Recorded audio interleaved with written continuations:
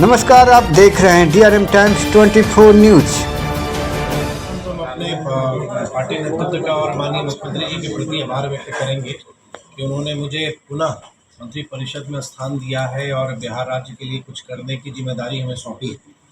आप जानते हैं कि सरकार की घोषणा है, तत्कालीन मुख्यमंत्री नीतीश कुमार जी के नेतृत्व में नगर विकास एक फोकस एरिया के तौर पर चिन्हित किया गया। और आप विगत वर्षों में देखेंगे कि जो हमारी शहरी आबादी है, राष्ट्रीय औसत से हम काफ़ी पीछे हम लोग रहे हैं, लेकिन कुछ वर्षों के प्रयास से जो हमारे जो शहरी क्षेत्र हैं उसका विस्तार हुआ है और उसका परिणाम है कि आज लगभग 17% के आसपास हमारा शहरीकरण हुआ है।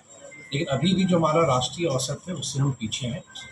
तो मेरे मन में कहा है कि जब हम एक विजन के साथ, एक लक्ष्य के साथ, क्योंकि शहर जो होता है वो गुड गवर्नेंस के साथ साथ डेवलपमेंट का एक मिरर होता है, एक आईना होता है कि अगर कोई व्यक्ति बिहार आ रहा है और बिहार में वो पटना आता है तो पटना को देख के उसके मन मस्तिष्क में विकास की एक छवि अंकित हो जाती है। तो ये हमारी एक कोशिश रहेगी कि हमारे जितने भी अर्बन लोकल बॉडीज़ हैं, जहाँ तक मुझे स्मरण है लगभग 264 की संख्या में है, तो उनको हैंड होल्डिंग देने की ज़रूरत हो, उनको किसी मदद की आवश्यकता हो, क्योंकि लोग अभी भी हर एक जगह शहरी क्षेत्र में एक निर्वाचित इकाई है जो काम करती है, जो जनता के द्वारा चुनी गई होती है। तो बहुत सारे कार्य उन अर्बन बॉडीज़ को करनी होती है और विभाग उनको सहायता करती है। कहीं ना कहीं अगर कठिनाई है, आप जैसे अवगत हैं कि माननीय मुख्यमंत्री सम्राट चौधरी जी ने सैटेलाइट टाउन की बात उन्होंने की है और 11 जगह को चिन्हित भी किया है। और उस 11 जगह के अलावा अभी रोहतास में भी एक प्रस्ताव है जो अभी विचाराधीन है, जिस पर अभी फाइनल निर्णय नहीं हुआ है।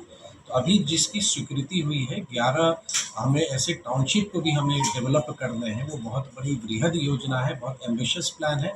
साथ ही साथ हमारी जितनी नगर इकाई हैं उनकी मास्टर प्लान हम तैयार कराएं, ताकि अगले 50 वर्षों में हमारा शहर कैसा हो। और मुख्यतः जो ईज़ ऑफ लिविंग है, जिसको आप जीवन शैली जो लोगों की, उनको हम बेहतर सुविधाएं दें, ताकि वो अगर वो शहर में रह रहे हैं, चाहे वो वेस्ट मैनेजमेंट हो या अगर इलेक्ट्रिसिटी हो या सिटी सर्वेलेंस हो या इस तरह की कोई भी सुविधा जो एक नागरिक शहर में रहने में उम्मीद करता है, उस दिशा में नगर विकास विभाग लगातार काम करेगा।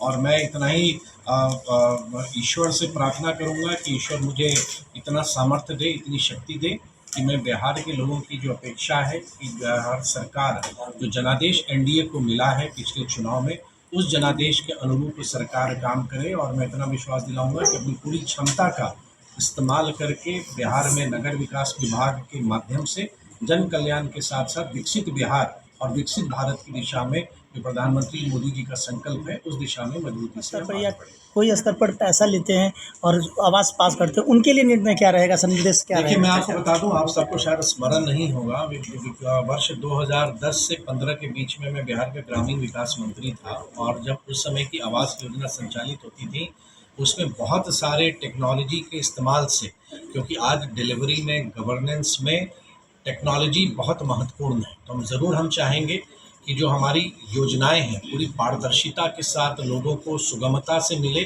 और जब मैंने कहा कि अगर ईज़ ऑफ लिविंग की हम बात करते करते हैं, तो ईज़ ऑफ सर्विसेज जो उनका अधिकार है, विभाग या कोई भी पदाधिकारी या कोई भी व्यक्ति उन पर कृपा नहीं करता है, ये हमारे नागरिकों का अधिकार है। पूरी पारदर्शिता और उत्तरदायित्व के साथ अकाउंटेबिलिटी एंड ट्रांसपेरेंसी के तहत हम लोगों को जो सरकार की योजनाएं हैं उसको पहुंचाने की दिशा में हम काम करें। इच्छा के साथ मेरी अपनी जितनी क्षमता है, मैं बिहार के प्रगति और विकास के साथ साथ बिहार के लोगों के कल्याण के लिए समर्पण के भाव से मैं कार्य करूँगा। Thank you.